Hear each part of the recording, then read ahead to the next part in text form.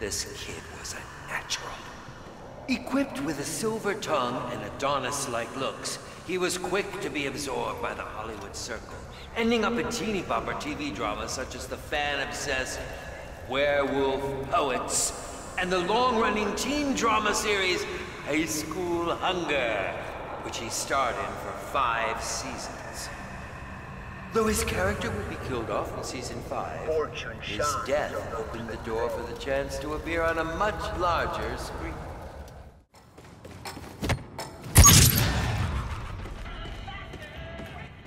After landing his first acting gig performing in a small off-Broadway production at the age of 10, his dreams became reality, and the birth of a new life in show business began. As a young actor, Andre landed roles in various television commercials and made many one-time appearances as a background character in some popular sitcoms, which provided him the experience and face time he needed. His eventual role in the daytime soap opera Beverly Hills Hospital catapulted him to daytime stardom, where he was known as TV's bad boy and was adored by fans of the show.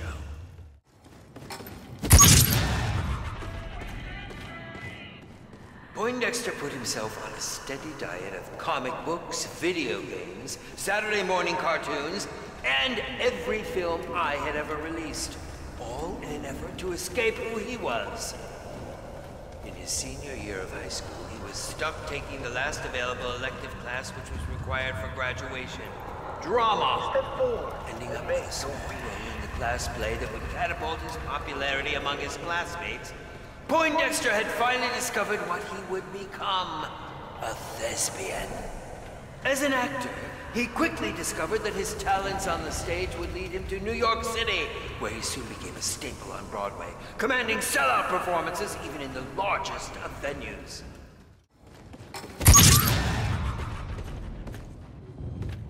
The shadow of her parents' fame and the fading memory of the once famous reality TV show haunted her. In nearly every interview, she was asked about them, whether it was about her father's latest fling, or if her mother had actually retired from acting, or if they were ever going to resurrect the old show. Little time was spent discussing her current projects. As the auditions that led nowhere slowly began to pile up, she was beginning to believe the silent chatter. She was still riding her parents' fame and the old show to success. Offering her a role, I could hear her attempting to hold back her excitement.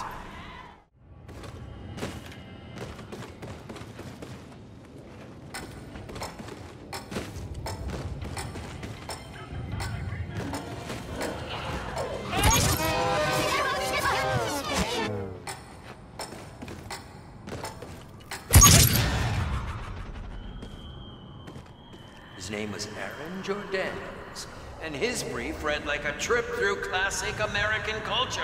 He had grown up in Los Angeles and was raised by his parents, both of which were athletes in their own right. His mother, a retired tennis professional, and his father, a world-class surfer.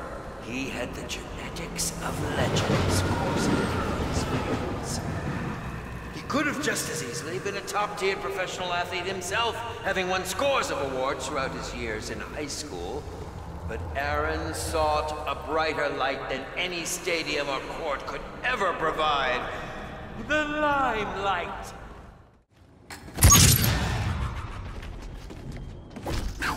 His background could have been his own film.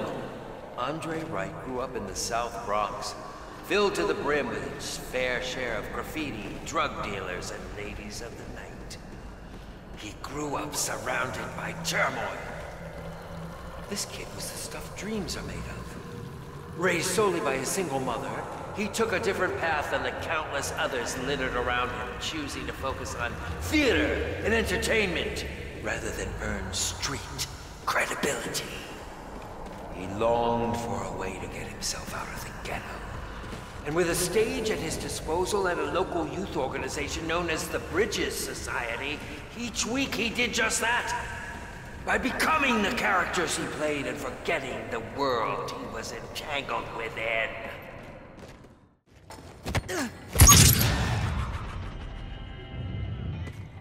Poindexter Zitterman was perfect. The smattering of details pieced together from tabloids and various interviews, his briefing described exactly what I had been searching for. Raised by a father who was a particle physicist, who apparently could hardly find his glasses, and a loving but rather peculiar mother who often got lost in Chaucer, Cervantes, or the Bard for days on end, it was amazing that this kid was ever born at all.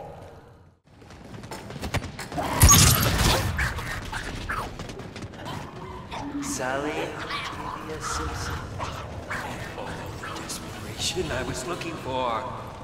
She was the breakout star of the first reality television series, Growing Up with the Simpsons, setting her entire family life underneath a microscope for the world to view. And she never flinched. Her father was a famous jazz musician, largely revered for his fresh take on modern syncopation, and a collection of mistresses in the tabloids. Her mother was even more famous than her father. She was a veteran film star that seemed to have spent more time on set than in Sally's life, or anyone's for that matter. Unless you were shouting, "Action!" With the show eventually coming to an end after 8 long seasons, she ventured off into the wild to begin a career of her own.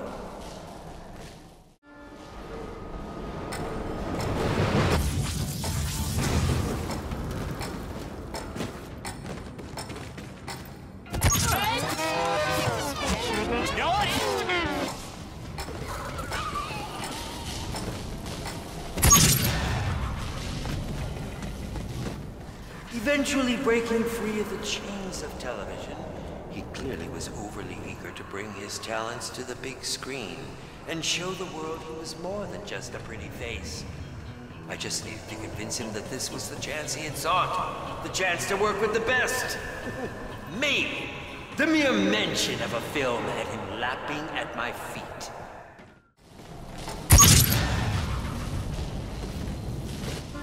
Though he was familiar with my work, he had only seen a few of my films and heard the occasional rumor. I assured him that unless they were praising my work, none of those tales were true. Besides, next to growing up in the Bronx, making one of my films would be child's play for him. With that assurance, he accepted.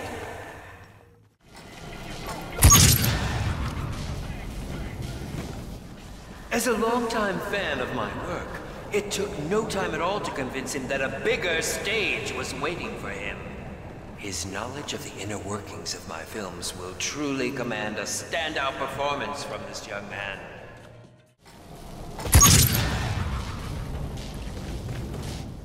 She was familiar with my work, but admittedly had not seen any of the films. It wasn't her knowledge of the films I yearned for. The other one had that covered. No. It was her desperation. Her own inner demon that would prove her worth. Before I had a chance to explain the role she was on board, desperate to get a chance to escape her history's shadow drove her to accept my offer with little or no thought.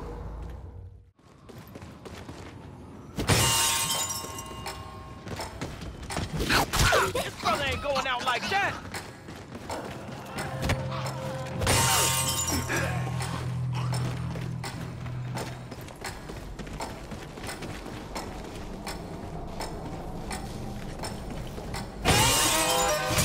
He is the third of the four. His soul endures through the darkness.